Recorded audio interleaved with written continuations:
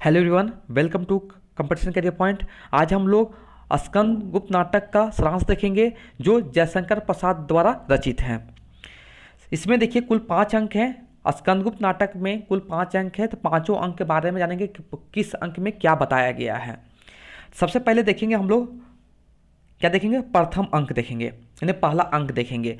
इस अंक में गुप्त साम्राज्य में आंतरिक विद्रोह को दिखाया गया है। कुमार गुप्त के शासनकाल में गुप्त साम्राज्य की शांति व्यवस्था को अशांति होते हुए दिखाया गया है। सम्राट की योग्यता, वीरसेन की असमय मृत्यु, विदेशियों के आक्रमण से गुप्त साम्राज्य पर प्रश्न चिन्ह लग जाता है। ऐसे स्थिति में स्कंद गुप्त का कर्तव्य स्वाभाविक रूप से बढ़ जाता है। पारिवारिक विद्रोह की शांति और आर्यावर्त के गौरव की रक्षा उसका प्रथम कर्तव्य बन जाता है। इसी समय पुरुगुप्त, भट्टार्क और अनंत देवी की षड्यंत्र पूर्ण योजना से सम्राट की मौत हो जाती है। साम्राज्य के परम शुभ चिंतक पृथ्वीसेन, महाप्रतिहार और दंडनायक आत्महत्या कर लेते हैं। ऐसे स्थिति में स्कंद गुप्त विचलित हो जाता है और फिर भी लक्ष्य प्राप्ति करने की दिशा में वह अपनी पूरी शक्ति लगाकर जुट जाता है। देखिए, अब प्रथम अंक में 7 दृश्य हैं, ओके, और 7 दृश्य में क्या क्या बताया गया वो भी देख लेते हैं हम लोग। सबसे पहले पहला दृश्य में देखेंगे हम लोग यहां पर कि उज्जैनी में गुप्त साम्राज्य के स्कंधावर में स्कंद गुप्त और पर्णदत्त, 4 दूत और चक्र पालित। दूसरे दृश्य में कुसुमपुर के राज मंदिर में सम्राट कुमार गुप्त, भट्टार्क, मुदगल, धातुसेन, पृथ्वीसेन आदि, बाद में अनंत देवी और नर्तकियों भी वहां पर आ जाती है। तीसरा दृश्य में जो है पथ में मातृगुप्त और मुदगल, बाद में कुमार दास भी आ जाता है। चौथा दृश्य में देखिए क्या दिया है, अनंत देवी के प्रकोष्ठ, यानी कि कोई भी इमारत का आंगन में अनंत देवी और दासी जया और फिर भट्टार्क भी आ जाता है। पांचवा दृश्य में देखिए अनंतपुर के द्वार पर सर्वनाग का पहरा। छठा दृश्य में देखिए नगर के पथ पर मुदगल और मातृगुप्त। सातवां दृश्य में देखिए अवंती दुर्ग में देवसेना, विजया और जयमाला, फिर बंधु वर्मा का आक्रमण से उत्पन्न स्थिति पर चिंता। अब देखिए स्कंद गुप्त नाटक का दूसरा अंक में क्या बताया गया है। देखिए दूसरे अंक में स्कंद गुप्त अपने लक्ष्य के लिए प्रयासरत होता है, परंतु उसके सामने 2 समस्याएं होती है। एक गृह संघर्ष और दूसरा बाहरी आक्रमण से देश की रक्षा करना। गृह संघर्ष का पता अनंत देवी और भट्टार्क के षड्यंत्रों से चलता है। इसी अंक में दोनों देवकी की हत्या का षड्यंत्र रचते हैं। उसी समय स्कंद गुप्त कुसुमपुर पहुंचकर अपनी माता की रक्षा करता है और इसके बाद दुश्मनों से सामना करने के लिए वह अपनी सारी सैन्य शक्तियों को एग्जिट करके राज्य प्राप्त करने में सफल सिद्ध होता है। उसे राज्य की प्राप्ति होती है। दूसरी ओर उसे दुश्मनों के सामने बंदी बना के लाया जाता है। अब देखेंगे दूसरे जो अंक में है ना, इसमें भी 7 दृश्य हैं। इसमें भी 7 दृश्य आपको मिलेंगे। तो पहला दृश्य देखिए क्या है, उसे बताया गया मालों में सिपरा तट कुंज में देवसेना और विजय स्कंद गुप्त के प्रति विजय के आकर्षण का संकेत। दूसरा दृश्य में मठ में पंच बुद्धि, भट्टार्क और सर्वनाग। तीसरा दृश्य में देवकी के राज मंदिर के बाहरी भाग में मदिरोमंत, सर्वनाग। चौथा दृश्य देखेंगे, चौथा दृश्य में बंदी गृह में देवकी और रामा। पांचवा दृश्य में देखिए दिखाया गया है अवंती दुर्ग में बंधु वर्मा, भीम वर्मा और जयमाला, बाद में देवसेना के बारे में दिखाया गया है। छठा दृश्य में पथ में भट्टार्क और उसकी माता कमला को दिखाया गया है। सातवां दृश्य में मालव की राजभाषा में बंधु वर्मा, भीम वर्मा, मातृगुप्त, मुदगल, स्कंदगुप्त, गोविंदगुप्त, देवकी, बंधु वर्मा, जयमाला, देवसेना आदि। अब देखिए तीसरे अंक में, इस अंक में भट्टार की प्रपंच बुद्धि और अनंत देवी के षड्यंत्र का सामना करना, स्कंदगुप्त और मातृगुप्त के द्वारा देवसेना की रक्षा करना, पश्चिमोत्तर की सीमाओं से दुश्मनों का आक्रमण, भट्टार का धोखा देना, युद्धभूमि में दुश्मनों से मिल जाना, भट्टार को तत्पश्चात क्षमा कर देना आदि शामिल है। और इस जो तीसरे अंक में है कितने दृश्य, 6 दृश्य इसमें भी हैं। प्रथम दृश्य में देखिए कि शिप्रा तट पर प्रपंच बुद्धि और भट्टार्क, दूसरे दृश्य में शमशान में स्कंदगुप्त जो देवसेना और वुज्ज के आने पर छिप जाता है।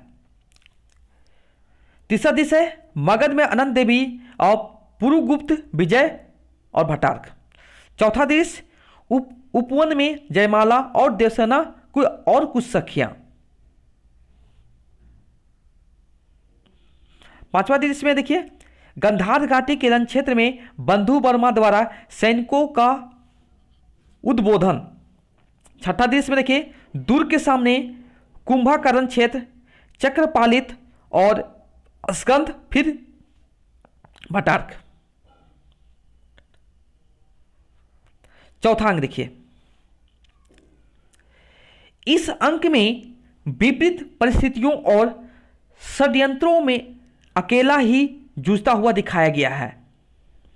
उसकी मां का स्वर्गवास, जीवन के दूसरे साधन में व्यवस्था, भट्टार्क के कारण वुज्ज और अनंत देवी में विरोध की स्थिति, सर्वनाग से प्रभावित विजय भी देश कल्याण की भावना से प्रेरित होकर क्रियाशील होना, देवकी की मृत्यु से भट्टार्क को भी बहुत बड़ी शिक्षा मिलती है और संघर्ष से विमुख होकर रहने का संकल्प और प्रेम का क्षेत्र में अनेक महत्वपूर्ण परिवर्तन, विजय का स्कंदन से फिर आसक्त होकर हुनों से भयभीत देवसेना की सहायता करना और अनेक प्रकार की उलझनों के बावजूद भी देवसेना के अनुराग के प्रति स्कंदगुप्त को सजग बताया जाता है।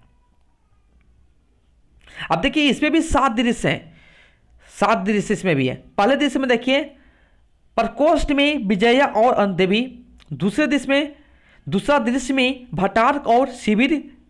भट्टार्क के शिविर में नर्तकी की गीत। तीसरा दृश्य में देखिए कश्मीर की न्यायाधिकरण में मातृगुप्त, दंडनायक, देवव्रत और वेश्या मालिनी जो कभी भी मातृगुप्त से की प्रेसी रही थी। चौथा दृश्य, इस दृश्य में धातुसेन और प्रयागकृति। पांचवा दृश्य बिहार के समीप चातुष्य पथ। छठा दृश्य में पथ में विजय और मातृगुप्त, फिर चक्रपाणि और भीम वर्मा। सातवां दृश्य कमला की कुटी में विचित्र स्थिति में स्कंदगुप्त पराजित और निराश। पांचवा अंक देखेंगे अब लास्ट अंक, क्योंकि स्कंदगुप्त नाटक में कुल 5 अंक थे तो 5वां अंक हम लोग 1 by 1 पढ़ रहे हैं, तो ये अंतिम अंक है। इस अंक में भट्टार्क के दक्ष सैन्य संचालन के कारण विपक्ष का महत्वपूर्ण गढ़ बिखर जाता है। अनंत देवी और धर्म संघों में विरोध की स्थिति उत्पन्न होती है। दूसरी ओर पर्णदत्त के सहयोग से स्कंदगुप्त को धनराशि की उपलब्धि, आर्यावर्त के गौरव की रक्षा, फिर रण क्षेत्र में ही पुरुगुप्त को रक्त का टीका लगाकर पारिवारिक अशांति पर विजय प्राप्त करना, स्कंदगुप्त के सारे प्रयास सफल होता हुआ दिखाया जाता है। सामाजिक सफलता के रूप में सब कुछ पाकर नायक अपने व्यक्तिगत जीवन में अतृप्त की पीड़ा से त्रस्त है। देवसेना के चरणों पर अपना सर्वस्व लुटाने वाले स्कंदगुप्त को देवसेना इसलिए उपलब्ध नहीं हो सकी क्योंकि उसे मालव राज के समान बड़ा ध्यान था। स्कंदगुप्त आंसू बहाता रह जाता है और स्कंदगुप्त के करुण उच्छ्वास से ही नाटक का अंत हो जाता है। इस 5वें अंक में 6 दृश्य हैं। पहला दृश्य में देखिए, पथ में मुद्गल का स्वागत और अनेक सूचनाएं मिलती है। दूसरा दृश्य में कनिष्क स्तूप के पास महादेवी की समाधि के निकट पर्णदत्त फिर एक नागरिक। तीसरा दृश्य अत्यंत संक्षिप्त दृश्य है और जिसमें वेश बदलते हुए मातृगुप्त, भीमवर्मा, चक्रपाणि, कमला और स्कंद आदि की भीड़ है। चौथा दृश्य जो है अत्यंत संक्षिप्त दृश्य, महाबोधि विहार में अनंत देवी, पुरगुप्त, प्रयाकृति और हुन सेनापति की दिखाया गया है। पांचवा दृश्य में रण क्षेत्र में स्कंद, भटार्क, चक्रपाणि, पर्णदत्त, मातृगुप्त, भीमवर्मा और सेना का छठा दृश्य उद्यान के एक भाग में अकेली देवसेना स्वागत और वेदनापूर्ण गीत आह वेदना मिली विदाई। ओके, तो ये था स्कंदगुप्त नाटक का संक्षिप्त सारांश है और इस सारांश से आपको बहुत आइडिया हो जाएगा कि क्या इसमें बताया गया है। ओके, इसका अगर पीडीएफ चाहते हैं तो आपको टेलीग्राम चैनल से ज्वाइन होना पड़ेगा। ओके, हाँ, टेलीग्राम चैनल से ज्वाइन हो जाइए और इसको आपके पास वहाँ पर फ्री पीडीएफ दिया जाएगा, आप वहाँ से डाउनलोड करके आराम से पढ़ सकते हैं। Okay, thank you so much for watching my video.